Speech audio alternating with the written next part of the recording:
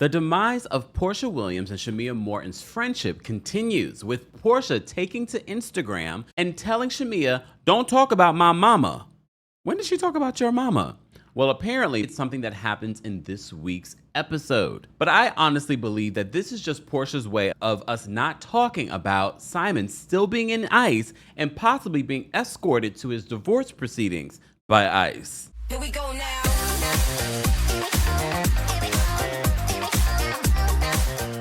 Welcome back to the Kempire Channel, your number one source for pop culture news and music, entertainment, reality TV, and so much more. As always, be sure to like this video, subscribe to the channel, and hit that notification bell so you never miss out on breaking news when we go live or when we upload. So this is a welcome distraction from talking about Diddy all week. If you missed all of our Diddy updates, be sure to check that out here on the Kempire Channel.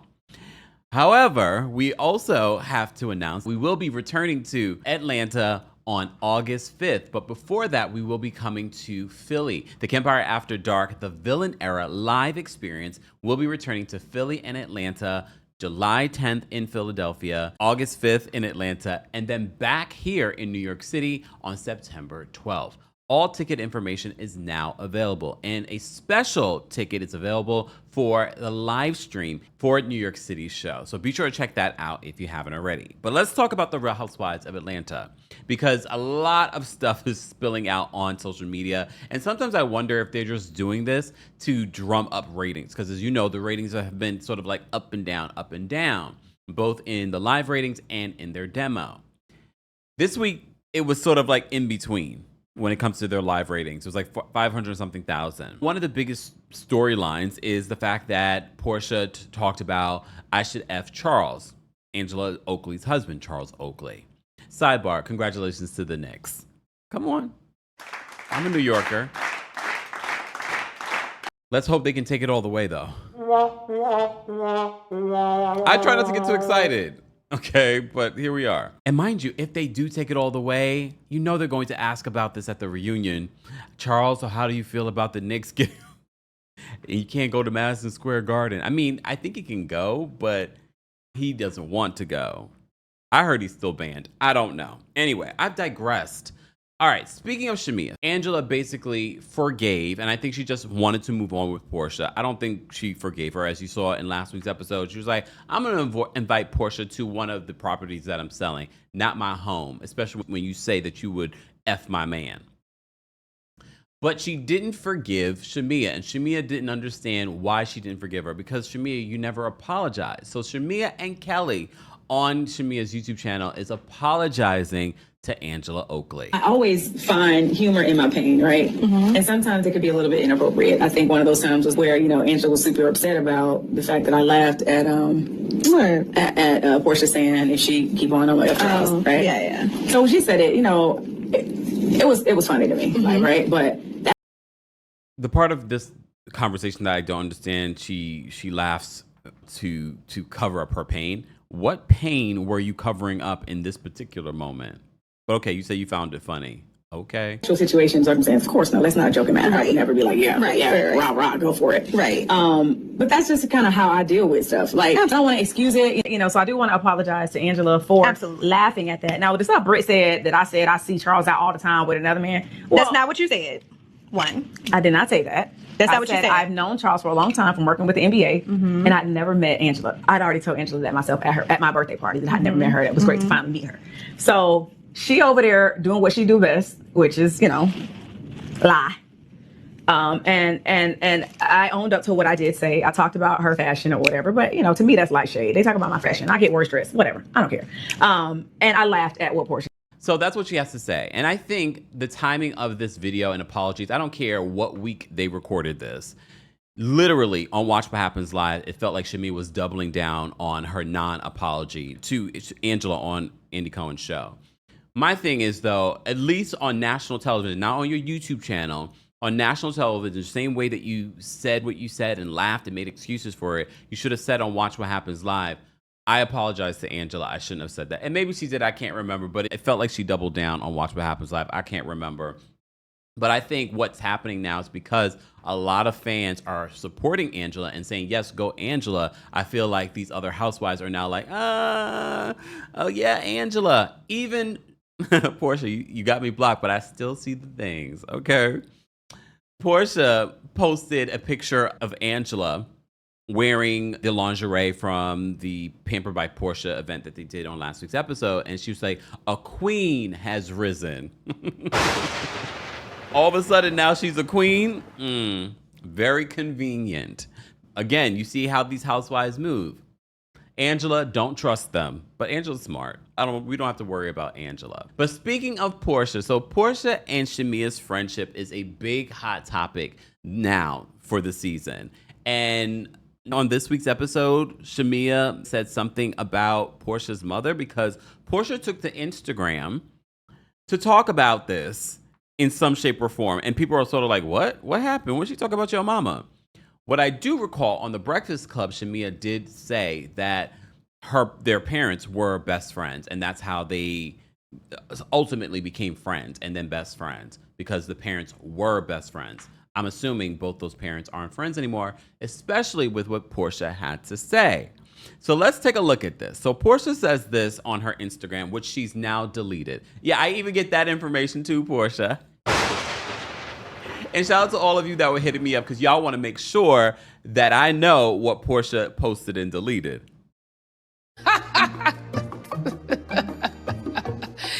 That is funny. I appreciate all of you and for citing your sources. All right, so Porsha posted this and deleted it, saying, I'm just going to say this. I'm watching the new episode, Shamea Morton. Now, don't take it there. Don't imply ish about Diane Williams. That's her mother. I've been keeping it cute or quiet, and you can do and say what you want in me, I guess about me. But hear me when I say wrong road. Talking about, well, your mom. Okay, Porsha now, girl. Were you lit when you posted this? Because the grammar is killing me. Talking about, well, your mom thought my mom was a friend, knowing goddamn well what she did to my mom was highly egregious. What'd she do to your mom? See, you can't be posting stuff like this because someone needs to ask this for the reunion. What happened between Miss Diane and Mama Morton? Because remember, I clocked that T when I was talking about this during the week that Shamea said on the Breakfast Club that Mama Morton and Miss Diane used to be friends. She didn't say used to be. She said were friends. I said, what were? Oh, what happened? So now Porsha is saying whatever happened between Miss Diane and Mama Morton, she's saying that Mama Morton did something egregious to Miss Diane. I'm never team anyone, but based on behavior of what I've seen of everyone, I'm on Mama Morton's side. Yup. She looks so unproblematic, but those be the ones. But she seems so unproblematic. You remember what we saw? Again, we're watching an edited show. I always got to put that disclaimer in. What we saw Miss Diane taking a cheap shot at Shamea. And I was like, that was interesting comment to make about Shamea, someone that's been Porsha's friend for so long and has been blindly loyal to her to a fault. Porsha's saying that Mama Morton did something egregious, highly egregious. Again, Porsha, I believe that you're just trying to distract us, but we'll get to that in a second. She says, knowing goddamn well what she did to my mom was highly egregious. My thing is, though, have you both been holding in all of this animosity for so long? Like, you guys have been friends, hanging out. It's not like you have been casual friends. You guys have referred to each other as best friends. She says, don't do it. Keep playing victim and that BS. Don't F with my mom. Okay. We, the audience, don't know. So she's now deleted this post, okay? And I got to see it, Porsha. But I believe Porsha's trying to distract. And I've been saying this. I told you, I don't know if on Shamea's side, it's for a storyline. I really believe that this is Porsha. She's going to drag it out. She's going to believe anyone over her best friend so she can make this her storyline because she wants to distract from talking about the assignment of it all and because she can't talk about the assignment of it all for whatever legal reasons. Or because she has nothing else to talk about. Honestly, though, Porsha, if we were to be honest with you, even if Simon were your husband right now, that would have reminded us of Porsha's Family of Lies, and that was cringy to watch. Hell no. We're supposed to be watching you living your best life, kissing up on Simon Guobadia. Really? Okay. I can't imagine that would have been entertaining, but I guess for you, it would have been like, oh, I'm the housewife, I'm the star, I have the $1 million home, and I have the husband, blah, blah, blah. It makes me wonder, if she didn't get this divorce or file for divorce, what would we be seeing this season? But I also think she's trying to distract because she wants to put this story out there also to drum up those ratings. It's a triple fold here. Distract from not having a storyline, distract from Simon being in the blogs this week in regards to ICE and their divorce, and also to drum up ratings. The ratings have been lackluster, and I know Peacock and Bravo will come out, but the streaming numbers are phenomenal. I don't know if they're phenomenal. Again, we don't have anything to confirm that, okay, besides your story that you'll leak to the People magazine. So In Touch Weekly writes this in regards to Simon, the update, because a lot of people have been asking, where is Simon? Is he still detained by ICE? Andy Cohen even asked Porsha that the other day. And I told you guys, if Simon were out and free, we would know. What? He would be on social media. I was like, he is still detained. So In Touch says, Real Housewives of Atlanta star Porsha Williams' estranged husband, Simon Guobadia, remains locked up in an ICE detention center and may be taken to an upcoming divorce hearing by federal agents, In Touch can exclusively report. On May 1st, the judge presiding over Porsha and Simon's divorce battle set a hearing on the reality TV star's plea to enforce the prenuptial agreement they signed before getting hitched. A hearing on the motion was scheduled to take place on April 30th. Porsha and her attorney appeared for the hearing, but Simon, who's 60, was, quote, unable to appear due to his current detention by the U.S. Immigration and Customs Enforcement. A couple of days before the hearing, Simon's lawyer asked the court to postpone the matter due to the businessman being detained. Simon's lawyer argued the motion to enforce the prenuptial agreement is a substantive motion that requires findings of fact by this court. The outcome of the motion will also have substantial effect on how the remainder of the divorce case proceeds, as it may be a dispositive of some of the issues and the result in litigation on others. In the recent court order, the judge noted counsel for Simon indicate that the ICE agency has advised that upon receiving a production order, arrangements will be made to transport Simon to physically appear in court at the Fulton County Courthouse. Wow. The judge granted Simon's request for a continuance and set the matter for June 11th. The order instructed Simon's lawyer to draft a proposed production order, which would tell ICE to bring Simon to the upcoming hearing for him to sign. So could he fight it at that point, or is he just going to come and be like, okay, I'm here, I got to sign? The court noted that if Simon is released from ICE custody prior to June 11th and is unable to physically attend the hearing in person, Simon should provide this court with as much advance notice as possible to allow this court to make arrangements for the hearing to occur via remote proceedings. Also, they're saying if he's released by ICE, meaning that they send him back to Nigeria. And the parties and counsel may attend the hearing remotely. So that's just the only resolution for Simon. So the reason why Simon is still detained is why? Is he fighting to stay in the country? He probably is. He's been fighting for many years at this particular point. A source close to Simon tells In Touch the businessman remains locked up in an ICE detention center. The source said that he was expected to be released a couple of weeks ago, but still has yet to be. That whole situation is a mess, and I'm sure anyone that's been set to be released, everything's been pushed back because ICE has been just snatching up people like actual citizens and actual people that are here legally. As In Touch previously reported, Porsha filed for divorce in February of 2024 after 15 months of marriage. Simon opposed the prenup being enforced. He argued Porsha made misrepresentations during the prenup negotiations.